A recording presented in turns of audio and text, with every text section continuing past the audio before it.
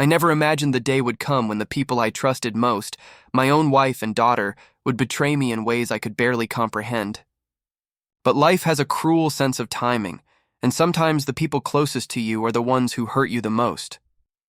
It started with small, almost unnoticeable signs. My wife Lisa had been distant, distracted, and secretive. Late-night phone calls, hurried excuses, and an inexplicable tension whenever I entered the room.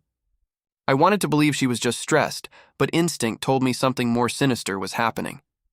Then came the shocking truth. I discovered that she had been cheating, not with some distant coworker, but someone who was dangerously close to home. The realization alone would have been devastating, but what made it unbearable was my daughter, Emma. My own child had been helping cover for her mother, hiding messages, deleting emails, making excuses whenever I asked questions. She had chosen loyalty to my wife over me. I felt a surge of betrayal so intense it shook me to my core. My wife had cheated and my daughter had aided her. The people I loved and trusted had conspired against me. Anger, disbelief, and heartbreak collided inside me, leaving me numb, yet burning with a desire for justice. I didn't confront them immediately. I needed clarity, evidence, and a plan.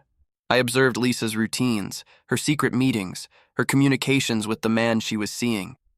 I collected screenshots, recordings, and even set up discreet cameras to capture everything in full detail. Meanwhile, I kept an eye on Emma, realizing that her loyalty to her mother was enabling the deceit. When I finally had the proof, I called both of them into the living room. Lisa smiled nervously, assuming that I still had no idea.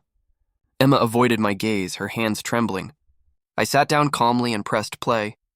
The room filled with evidence of betrayal, conversations, flirtations, hidden meetings. Lisa's face went pale, but it was Emma's reaction that cut the deepest. "I trusted you both," I said quietly, letting the weight of my words sink in. "And you both betrayed me, not just as a husband, but as a father." Lisa tried to defend herself, to explain, to apologize. Emma pleaded, trying to mediate, to convince me that I should forgive. But the damage was irreparable. Trust had been shattered beyond repair. I realized in that moment that my relationship with Emma had been permanently altered. I made a decision I never thought I could. I disowned my daughter. The words were like ice in the room. I cannot have someone in my life who chooses betrayal over family. You are no longer my child. The shock on both their faces was intense. Lisa wept, Emma sobbed, but I remained calm. This wasn't about anger. It was about accountability, consequence, and reclaiming control over my life. But I didn't stop there. Revenge isn't about public humiliation. It's about delivering consequences that match the betrayal.